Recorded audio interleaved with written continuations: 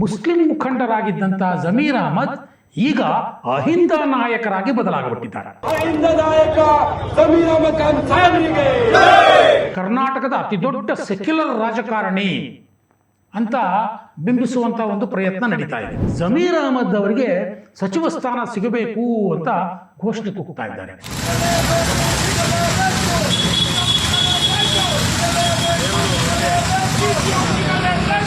ಜಮೀರ್ ಅಹಮದ್ ಅವರನ್ನ ಒಬ್ಬ ಸೆಕ್ಯುಲರ್ ರಾಜಕಾರಣಿ ಅಂತ ತೋರಿಸೋದಕ್ಕೆ ಏನೇನೆಲ್ಲ ಕಸರತ್ತುಗಳು ನಡೀತಾ ಇವೆ ನೋಡಿ. ಸ್ವಾಮೀಜಿ ಒಬ್ರು ಜಮೀರ್ ಅಹಮದ್ ಅವರು ಮುಖ್ಯಮಂತ್ರಿ ಆಗಬೇಕು ಅಂತ ಮಾತಾಡ್ತಾರೆ. ಕರ್ನಾಟಕಕ್ಕೆ ಮುಖ್ಯಮಂತ್ರಿ ಜಮೀರ್ ಅಹಮದ್ ಖಾನ್ ಸೆಕ್ಯುಲರ್ ಅಂತ ತೋರಿಸಿಕೊಳ್ಳುವಂತ ಒಂದು ಪ್ರಯತ್ನಗಳನ್ನ ಹೇಗೆ ವ್ಯವಸ್ಥಿತವಾಗಿ ಮಾಡಲಾಗ್ತಿದೆ ಅಂತ. ಸ್ನೇಹಿತರೆ ನಮಸ್ಕಾರ, ಹೊಸದೆಂತ ಡಿಜಿಟಲ್ ಚಾನಲ್ಗೆ ಸ್ವಾಗತ. ಡಿ.ಕೆ. ಶಿವಕುಮಾರ್ ಅವರ ಸಚಿವ ಸಂಪುಟದ ಮೊದಲ ಕಂತು ಏನು ಹೊರಕ್ಕೆ ಬಂತು, ಆ ಸಂದರ್ಭದಲ್ಲಿ ಅನೇಕ ಭಿನ್ನಾಭಿಪ್ರಾಯಗಳು ಹೊರಗೆ ಬಂತು. ಅದನ್ನೆಲ್ಲ ನೀವೆಲ್ಲ ನೋಡಿದ್ದೀರಿ. ಈಗ ಎರಡನೇ ಹಂತದ ಸಂಪುಟ ವಿಸ್ತರಣೆ ಆಗಬೇಕಲ್ಲ, ಇದಕ್ಕೂ ಸಹ ಅನೇಕ ರೀತಿಯಲ್ಲಿ ಲಾಬಿಗಳು ನಡೀತಾ ಇವೆ. ಇದರಲ್ಲಿ ಮುಖ್ಯವಾಗಿ ಕಾಣ್ತಾ ಇರುವಂಥದ್ದು ಶಾಸಕ ಜಮೀರ್ ಅಹಮದ್ ಅವರಿಗೆ ಸಚಿವ ಸ್ಥಾನ ಸಿಗಬೇಕು ಅನ್ನುವಂಥ ಕೂಗು. ಮೊದಲ ಹಂತದಲ್ಲೇ ಸಿಗಬೇಕಾಗಿತ್ತು ಅವರಿಗೆ, ಆದರೆ ಸಿಕ್ಕಿಲ್ಲ. ಇದಕ್ಕೆ ಕಾಂಗ್ರೆಸ್ಸಿನ ಆಂತರಿಕ ಕಾರಣಗಳು ಬೇಕಾದಷ್ಟಿವೆ. ಅದರಲ್ಲಿ ಸ್ವತಃ ಡಿ.ಕೆ. ಶಿವಕುಮಾರ್ ಅವರೇ ಇವರಿಗೆ ಟಿಕೆಟ್ ತಪ್ಪಿಸ್ತಾ ಇದ್ದಾರೆ ಅನ್ನುವಂಥ ಮಾತುಗಳು ಕಾಂಗ್ರೆಸ್ನವರೇ ಆಡ್ತಾರೆ. ಇಂತಹ ಸಂದರ್ಭದಲ್ಲಿ ಡಿ.ಕೆ. ಶಿವಕುಮಾರ್ ಅವರ ಸಂಪುಟಕ್ಕೆ ಎರಡನೇ ಹಂತದಲ್ಲಿ ಸೇರೋದಕ್ಕೆ ಜಮೀರ್ ಅಹಮದ್ ಎಲ್ಲ ರೀತಿಯ ಪ್ರಯತ್ನವನ್ನು ಮಾಡ್ತಾ ಇದ್ದಾರೆ. ಈ ಹಂತದಲ್ಲಿ ಒಂದು ವಿಚಾರ ನನ್ನ ಗಮನ ಸೆಳೀತು ಸ್ನೇಹಿತರೆ. ಇಷ್ಟು ದಿನ ಮುಸ್ಲಿಂ ಮುಖಂಡರಾಗಿದ್ದಂತಹ ಜಮೀರ್ ಅಹಮದ್ ಈಗ ಅಹಿಂದ ನಾಯಕರಾಗಿ ಬದಲಾಗಿಬಿಟ್ಟಿದ್ದಾರೆ.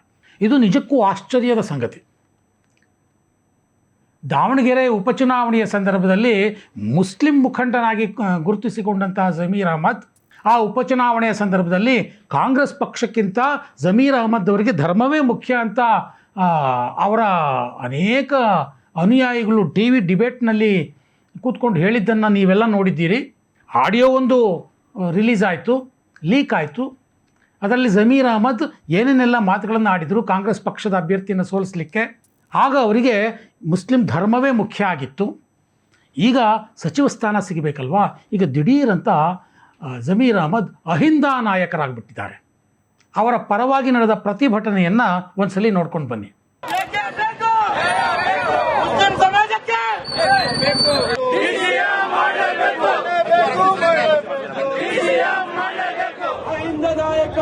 ಜಮೀರ್ ಅಹಮದ್ ಖಾನ್ ಸಾಹೇಬ್ರಿಗೆ, ಅಹಿಂದ ನಾಯಕ ಜಮೀರ್ ಅಹಮದ್ ಖಾನ್ ಸಾಹೇಬ್ರಿಗೆ. ಸೊ ಇಂತಹ ಪ್ರತಿಭಟನೆಗಳು ಇವತ್ತು ಶಿವಮೊಗ್ಗ, ದಾವಣಗೆರೆ ಇಲ್ಲೆಲ್ಲ ಶುರುವಾಗಿದೆ. ಏಕದಮ್ ಜಮೀರ್ ಅಹಮದ್ ಅವರು ಈಗ ಅಹಿಂದ ನಾಯಕರಾಗಿ ಬದಲಾಗಿಬಿಟ್ಟಿದ್ದಾರೆ. ಇದು ಒಂದೇ ಪ್ರತಿಭಟನೆ ನೋಡಿ ನಾನು ಹೇಳ್ತಾ ಇಲ್ಲ ಸ್ನೇಹಿತರೆ. ಇನ್ನೊಂದು ವಿಡಿಯೋ ನೋಡಿ ನೀವು. ಈ ವಿಡಿಯೋದಲ್ಲಿ ನಮ್ಮ ಜಮೀರ್ ಅಹಮದ್ ಅವರು ಕರ್ನಾಟಕದ ಅತಿ ದೊಡ್ಡ ಸೆಕ್ಯುಲರ್ ರಾಜಕಾರಣಿ ಅಂತ ಬಿಂಬಿಸುವಂಥ ಒಂದು ಪ್ರಯತ್ನ ನಡೀತಾ ಇದೆ. ಆ ವಿಡಿಯೋ ನೋಡಿ ಆಮೇಲೆ ಮಾತಾಡ್ತೀನಿ.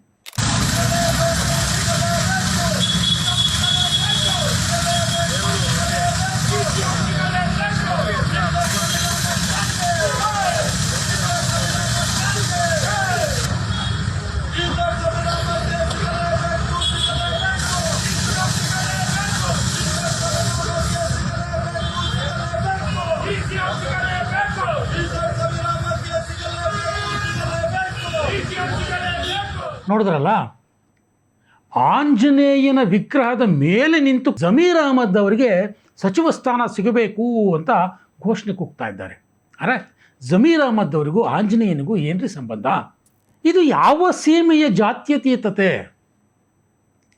ಜಮೀರ್ ಅಹಮದ್ ಅವರನ್ನು ಒಬ್ಬ ಸೆಕ್ಯುಲರ್ ರಾಜಕಾರಣಿ ಅಂತ ತೋರಿಸೋದಕ್ಕೆ ಏನೇನೆಲ್ಲ ಕಸರತ್ತುಗಳು ನಡೀತಾ ಇವೆ ನೋಡಿ.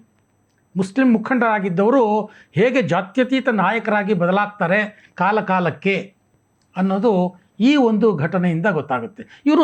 ಇವರು ಆಂಜನೇಯನಲ್ಲಿ ಏನು ಬೇಡಿಕೆ ಇಡ್ತಾ ಇದ್ದಾರೆ ಅಂತ ನಂಗೆ ಅರ್ಥ ಆಗ್ತಿಲ್ಲ. ಹೋಗ್ಬಿಟ್ಟು ಡಿ.ಕೆ. ಶಿವಕುಮಾರ್ ಮುಂದೆ ಬೇಡಿಕೆ ಇಡಬೇಕು, ರಾಹುಲ್ ಗಾಂಧಿಯವರ ಮುಂದೆ ಬೇಡಿಕೆ ಇಡಬೇಕು ಅಲ್ವಾ? ಅದು ಬಿಟ್ಬಿಟ್ಟು ಇಲ್ಲಿ ಆಂಜನೇಯನ ವಿಗ್ರಹದ ಮೇಲೆ ನಿಂತ್ಕೊಂಡು ಇವರು ಶಾಸಕ ಜಮೀರ್ ಅಹಮದ್ಗೆ ಸಚಿವ ಸ್ಥಾನ ಸಿಗಬೇಕು ಅಂತ ಘೋಷಣೆಗಳನ್ನ ಕೂಗ್ತಾ ಇದ್ದಾರೆ. ಇದು ವಿಚಿತ್ರ. ಇನ್ನೂ ಒಂದು ವಿಡಿಯೋ ವೈರಲ್ ಆಗಿದೆ ನಿನ್ನೆ ಮೊನ್ನೆಯಿಂದ. ಇಲ್ಲಿ ಸ್ವಾಮೀಜಿಯೊಬ್ಬರು ಜಮೀರ್ ಅಹಮದ್ ಅವರು ಮುಖ್ಯಮಂತ್ರಿ ಆಗಬೇಕು ಅಂತ ಮಾತಾಡ್ತಾರೆ. ಅದನ್ನು ನೋಡಿ. कर्नाटक के जो मुख्यमंत्री जमीर अहमद खान साहब होना ही चाहिए. जमीर अहमद खान पठाण ಎಂಬ ಹೆಸರಿನವನಾದ ನಾನು ಕರ್ನಾಟಕ ರಾಜ್ಯದ ಮುಖ್ಯಮಂತ್ರಿ आने वाले हकीकत है और मुसलमान के साथ में तमाम स्वामी जमीर अहमद खान साहब के साथ में है. ಸದಾ ಮುಸ್ಲಿಮರ ಹಿತವನ್ನೇ ಬಯಸುವಂತಹ, ಮುಸ್ಲಿಮರ ಹಿತಕ್ಕಾಗಿಯೇ ನಾನು ಶಾಸಕನಾಗಿದ್ದೇನೆ ಅಂತ ಭ್ರಮಿಸುವಂತಹ ಒಬ್ಬ ನಾಯಕ ಏಕದಮ್ ಈಗ ಸೆಕ್ಯುಲರ್ ಅಂತ ತೋರಿಸಿಕೊಳ್ಳುವಂಥ ಒಂದು ಪ್ರಯತ್ನಗಳನ್ನು ಹೇಗೆ ವ್ಯವಸ್ಥಿತವಾಗಿ ಮಾಡಲಾಗ್ತಿದೆ ಅಂತ. ಇದೇ ಜಮೀರ್ ಅಹಮದ್ ವಕ್ಫ್ ಮತ್ತು ವಸತಿ ಖಾತೆ ಸಚಿವರಾಗಿದ್ದಾಗ ಕಳೆದ ವರ್ಷ ಇಡೀ ರಾಜ್ಯದಾದ್ಯಂತ ಓಡಾಡಿದರು.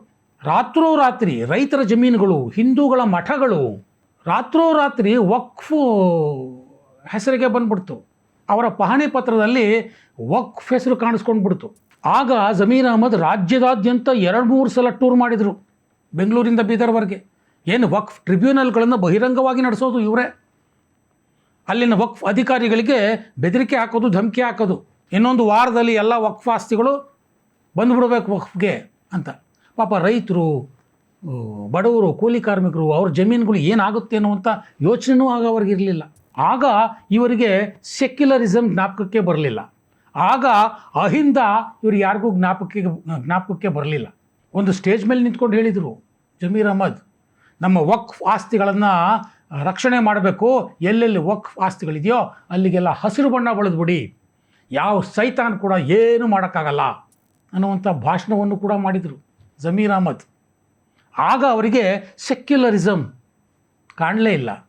ಆಗ ಅವರಿಗೆ ಅಹಿಂದ ಅನ್ನೋದು ತಲೆಗೆ ಹೋಗಲೇ ಇಲ್ಲ. ಆಗ ಎಲ್ಲ ಹಿಂದೂ ಸಂಘಟನೆಗಳು ಜಮೀರ್ ಅಹಮದ್ ವಿರುದ್ಧ ಪ್ರತಿಭಟನೆಯನ್ನು ನಡೆಸಿದ್ವು. ಅದಾದ ನಂತರದಲ್ಲಿ ಆ ಒಂದು ನೋಟಿಫಿಕೇಷನನ್ನು ಕರ್ನಾಟಕ ಸರ್ಕಾರ ಹಿಂತೆಗೆದುಕೊಳ್ಬೇಕಾಗಿ ಬಂತು. ಅದಾದಮೇಲೆ ಈಗ ನರೇಂದ್ರ ಮೋದಿ ಸರ್ಕಾರ ವಕ್ಫ್ ತಿದ್ದುಪಡಿಯನ್ನು ತಂತು. ಹಾಗಾಗಿ ಅದೆಲ್ಲ ಈಗ ಸದ್ಯಕ್ಕೆ ಎಲ್ಲೆಲ್ಲಿದೆಯೋ ಅಲ್ಲಲ್ಲಿ ನಿಂತಿದೆ. ಇಂಥ ಜಮೀರ್ ಅಹಮದ್ ಈಗ ಸಚಿವ ಸ್ಥಾನ ಸಿಗಬೇಕು ಅಂತ ಹೋರಾಟ ಮಾಡ್ತಿದ್ದಾರೆ. ಅವರು ಈಗ ಮುಸ್ಲಿಂ ಮುಖಂಡರಾಗಿದ್ದಂಥ ಜಮೀರ್ ಅಹಮದ್ ಈಗ ದಿಢೀರನೇ ಅಹಿಂದ ನಾಯಕರಾಗಿಬಿಟ್ಟಿದ್ದಾರೆ, ಜಾತ್ಯತೀತ ನಾಯಕರಾಗಿಬಿಟ್ಟಿದ್ದಾರೆ. ಸಚಿವ ಸ್ಥಾನ ಸಿಕ್ಕ ನಂತರವೂ ಸಹ ಅವರ ಇದೇ ಇಮೇಜ್ ಮುಂದುವರಿಯುತ್ತಾ ಅನ್ನೋದನ್ನು ರಾಜ್ಯದ ಜನ ಕುತೂಹಲದಿಂದ ನೋಡೋಕೆ ಕಾಯ್ತಾ ಇದ್ದಾರೆ.